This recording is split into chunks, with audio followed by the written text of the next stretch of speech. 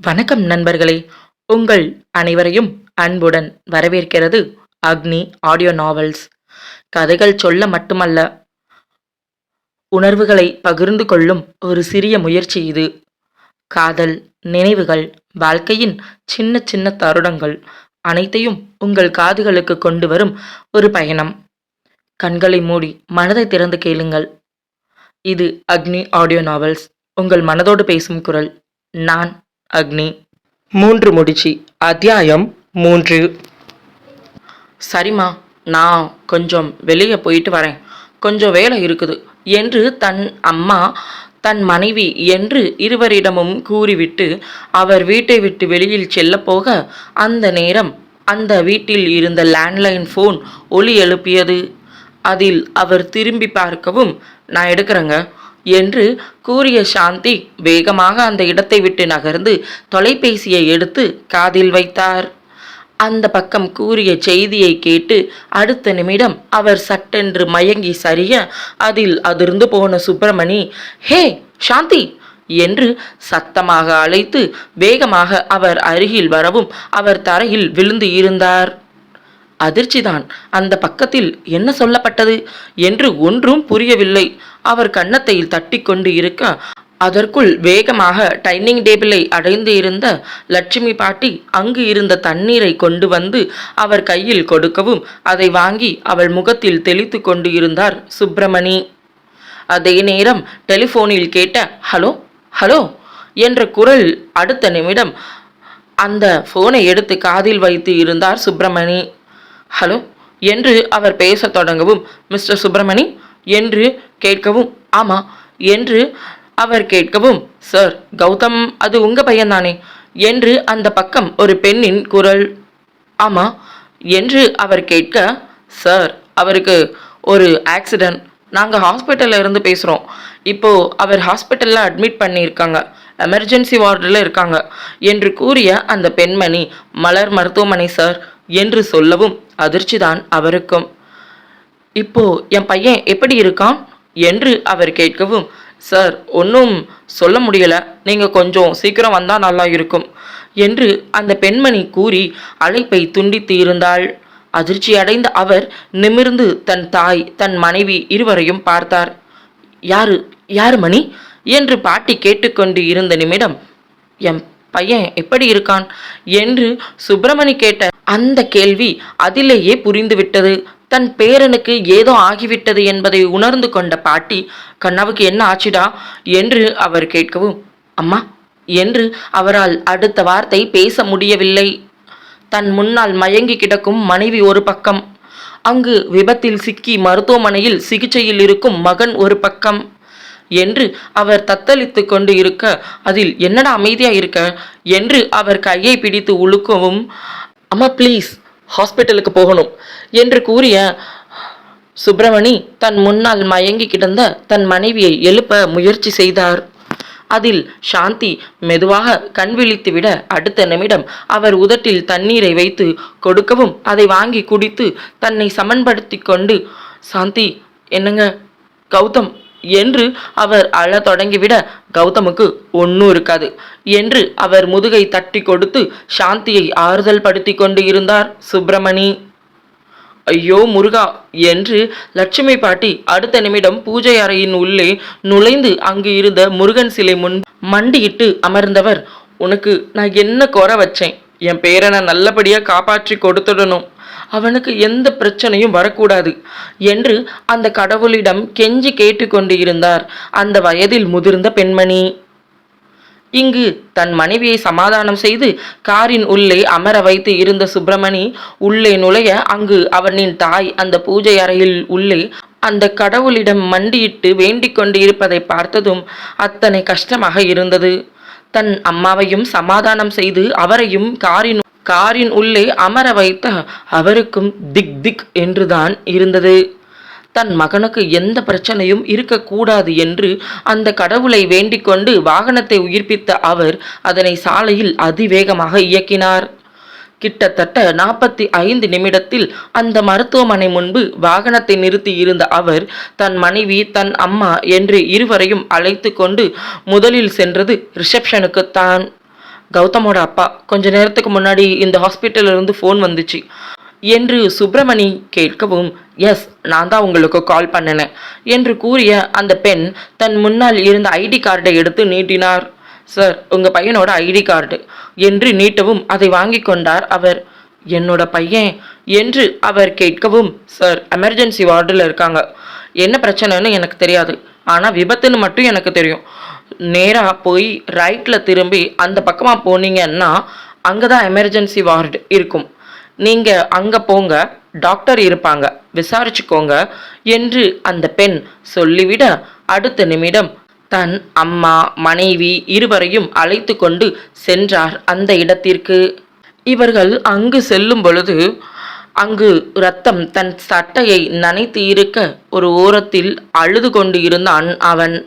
அந்த பள்ளி சீருடையில் அமர்ந்து இருந்த அவனை பார்த்து ரோஹித் என்று சுப்பிரமணி அழைக்க அந்த அழைப்பில் நிமிர்ந்து பார்த்த அவன் அங்குல் என்று வேகமாக எழுந்து அவரின் அருகில் வந்தான். என்னாச்சு ரோஹித் என்று சுப்பிரமணி கேட்கவும், அங்கிள், நாங்கள் எக்ஸ்பெக்டே பண்ணலை. இன்னைக்கு லாஸ்ட் டே எக்ஸாமில், அதான் எக்ஸாம் எல்லாம் முடிஞ்சதுக்கு அப்புறம் எல்லாரும் வெளியில் போகலான்னு பேசி வச்சுருந்தோம். அதுக்கு ஏற்ற மாதிரி எக்ஸாம் முடிஞ்சதும் எல்லாரும் வெளியில் வந்ததும் பக்கத்தில் இருக்கக்கூடிய காஃபி ஷாப் போய் டைம் ஸ்பெண்ட் பண்ணலான்னு முடிவு பண்ணி நானும் அப்புறம் கௌதம் அப்புறம் ஃப்ரெண்ட்ஸ் எல்லாரும் ஒன்றா வெளியில் வந்தோம். காஃபி ஷாப்புக்கும் ஸ்கூலுக்கும் இடையில கொஞ்சம் நடக்க வேண்டியது இருக்கும். எல்லாரும் நடந்து ரோட்டை கிராஸ் பண்ணிட்டோம். கௌதமும் எங்கள் கூட தான் வந்தான். ஆனால் எப்படி தான் அந்த விபத்து நடந்துச்சுன்னு எங்களுக்கே தெரியல. அவன் ஓரமாக தான் இருந்தான் அங்கிள். ஆனால் ரோட்டில் போயிட்டு இருந்த அந்த வாகனம் வேகமாக வந்து அவனை இடித்து தூக்கி போட்டுடுச்சு என்று கண்களில் கண்ணீர் வலிய அவன் சொல்ல அதை கேட்டுக்கொண்டு இருந்த சாந்தி மீண்டும் மயங்கி சரிந்தார். அவன் உடலில் இருந்த இரத்தம் அனைத்தும் தன் மகனின் இரத்தம் அல்லவா? தான் தன் வயிற்றில் சுமந்து அவனுக்கு தன் இரத்தத்தை பாலாக்கி கொடுத்து இருக்க இன்று அந்த இரத்தம் இப்படி வீணாக போனதே என்று அவர் கலங்க மீண்டும் மயங்கி சரிந்ததில் அடுத்த நிமிடம் சுப்பிரமணியனுக்கு என்ன செய்வது என்று தெரியாமல் திணற அங்கு வந்த செவிலியர் பெண் உடனடியாக அவரை ஸ்ட்ரெச்சரில் படுக்க வைத்து பக்கத்தில் இருந்த மற்றொரு அறைக்கு அழைத்து சென்று அவருக்கு குளுக்கோஸ் ஏற்றப்பட்டது. ஐயோ என்ற அந்த வார்த்தையிலேயே அமர்ந்து விட்டார் லட்சுமி பாட்டி என்றுதான் சொல்லியாக வேண்டும். தன் பேரனின் மீது அத்தனை பாசத்தை வைத்து இருந்த அந்த பெண்மணி தன் மனதிற்குள் அவனுக்கு எதுவும் ஆகிவிடக் கூடாது என்று கடவுளை ஒவ்வொரு நிமிடமும் வேண்டிக் கொண்டு இருந்தார். அவர் முருகா முருகா என்று அவர் மனம் அந்த முருகனை ஜெபித்து கொண்டு இருந்தது. தன் அம்மாவின் நிலையை பார்த்த சுப்பிரமணிக்கு என்ன சொல்வது என்று தெரியவில்லை. அம்மா ப்ளீஸ் கொஞ்சம் ரிலாக்ஸாக இருங்க என்று சொல்லி கொண்டு இருந்தார். காரணம், அவர் நெற்றியில் பூத்து இருந்த வேர்வை அவருக்கு பிபி அதிகமாகி விடுமோ என்ற பயத்தை ஏற்படுத்தி இருந்தது. இப்படியே சென்றால் அவருக்கு ஹார்ட் அட்டாக் வருவதற்கு கூட அதிக வாய்ப்பு இருக்கிறது என்பதால் சுப்பிரமணி அவரை சமாதானம் செய்து கொண்டு இருக்க, என் கண்ணா என்று பாட்டி சொன்னார். கண்ணா அவனுக்கு அவர் வைத்த பெயர். பாசமாக தன் கையில் அவனை ஏந்திய பொழுது அந்த கோகுலத்தில் கண்ணனே தன் வீட்டிற்கு முதல் வாரிசாக பிறந்தது போல் நினைத்த அவர் கண்ணா என்று ஆசையாக பாசமாக அதனை அழைக்க தொடங்கிவிட்டார். அவனுக்கு என்று கௌதம் என்று பெயர் வைத்து விட்டாலும் அவரால் கண்ணா என்ற வார்த்தையை தாண்டி ஒரு வார்த்தை கூட பேச முடியாது. அத்தனை பாசம் அவரது முதல் பேரன் மீது. அவருக்கு இன்னொரு பேரனும் இருக்கிறான். கௌதமுக்கு ஒரு தம்பி. ஆனால் அவன் மீது இருக்கும் பாசத்தை விட கௌதம் மீது இருக்கும் பாசம் ஒரு படி அதிகம்தான். அதை பலமுறை அவனது தம்பியான அர்ஜுன் அதை குத்தி காட்டியும் சொல்லியிருக்கிறான். பாட்டிக்கு என்னை விட கௌதம் அண்ணாவை தான் ரொம்ப பிடிக்கும் என்றும் சொல்லியிருக்கிறான். ஆனால் அது எல்லாம் ஒரு நாளும் அவருக்கு பெரியதாக இருந்ததே கிடையாது. அவர் மனதிற்குள் எல்லாமே ஒன்றே ஒன்றுதான், அது கண்ணா. அவன் அத்தனை பிடித்தம். அவர் பேச்சை கூட எதிர்த்து பேசாத அத்தனை பாந்தமான அன்பானவன். அவனை அத்தனை பிடிக்கும் அவருக்கு. தன் கணவனின் சாயலில் தன் தந்தையின் சாயலில் என்று கிட்டத்தட்ட இருவரையும் ஒன்றாக இணைத்தது போல் தன் மனதிற்குள் மிகவும் நெருக்கமாக இருந்த அவன் மீது அத்தனை கொள்ளை பாசத்தை வைத்து இருந்தார் பாட்டியம்மா. இப்படி தன் பேரன் இங்கு இருப்பதை நினைத்து அவர் உள்ளம் கலங்கி தவிக்க உறைந்துதான் விட்டார். அவன் உயிரை கொடுத்து என் உயிரை எடுத்து கொண்டு சென்று விடு என்று அந்த முருகனிடம் ஒவ்வொரு நொடியும் அவர் கெஞ்சி கொண்டு இருக்க அதே நேரத்தில் அந்த அவசர பிரிவில் அவனுக்கான சிகிச்சையை வேகமாக நடந்து கொண்டு இருந்தது. தன் பாக்கெட்டில் இருந்த போன் ஒலிக்கும் சத்தம் கேட்ட அவர் அது வரையிலும் சுயநினைவே இல்லாமல் அமர்ந்து இருந்த சுப்பிரமணி, பெண்கள் இருவரும் கண்ணீரில் கரைந்து தங்கள் மனதில் இருக்கும் கஷ்டத்தை வெளிப்படுத்த, ஆணாக பிறந்த அவருக்கு அதை கூட விட முடியாத மிகப்பெரிய இக்கட்டான சூழ்நிலையில் சிக்கிக்கொண்டார். ஆணாக பிறந்து விட்டாலே கண்ணீர் விட்டால் அவர் மிகவும் கீழ்த்தனமாக அல்லவா பார்க்கப்படுகிறார்கள். அதனால் கண்ணீர் கூட விட முடியாத அந்த இழிவான நிலையில் இருந்தார் அவர். தன் மனதிற்குள் அழுது கொண்டு இருந்தார். தனது மூத்த மகன், அவன் மீது உண்மையில் அவருக்கும் பாசம் அதிகமே. எப்பொழுதும் அன்போடும் பாசத்தோடும் நடந்து கொள்ளும் அவரின் மகன் கௌதம் மீது அத்தனை பாசம் அவருக்கு. படிப்பிலும் சரி, விளையாட்டிலும் சரி, வீட்டில் தாய் தந்தையின் பேச்சை கேட்கும் விதத்திலும் சரி, இப்படி கௌதமை எந்த இடத்திலும் குறை சொல்லிவிட முடியாது. அந்த அளவுக்கு நல்லவன் அவனை அத்தனை பிடிக்கும் அவருக்கு. சேட்டை கூட செய்யாத அவனை அத்தனை விரும்பினார் அவர். இப்படி தன் மகன் இங்கு இந்த நிலையில் இருக்க அவர் மனதிற்குள் அத்தனை வலியை கொடுத்து இருக்க, அதை நினைத்தபடி கண்மூடி இருந்தவரின் செவியில் கேட்டது அவரின் செல்போன் இசை. அதை எடுத்து காதில் வைத்தார். அது அவரின் வீட்டின் தொலைபேசி. அடுத்த நிமிடம், ஹலோ அப்பா, அண்ணாவுக்கு என்ன ஆச்சு? வாட்ச்மேன் மாமா என்னமோ சொன்னாங்க, எனக்கு ஒன்றுமே புரியல என்று கேட்டுக்கொண்டே இருந்தான் அர்ஜுன். ஆமா, அண்ணாவுக்கு விபத்து நடந்திருக்கு என்று சுப்பிரமணி சொல்ல, அப்பா என்று அர்ஜுன் திணறலோடு நிறுத்தவும், நீ தங்கச்சியோட பத்திரமா இரு, அம்மாவும் அப்பாவும் இங்கே ஹாஸ்பிட்டலில் தான் இருக்கோம், பாட்டியும் எல்லாருமே இங்கே தான் இருக்கோம் என்று சொல்லவும், டாக்டர் என்னப்பா சொன்னாங்க என்று அர்ஜுன் கேட்க, இன்னும் டாக்டர் எதுவும் சொல்லலை என்று கூற 15 வயதில் இருந்த அர்ஜுனுக்கு என்ன சொல்வது என்று தெரியவில்லை.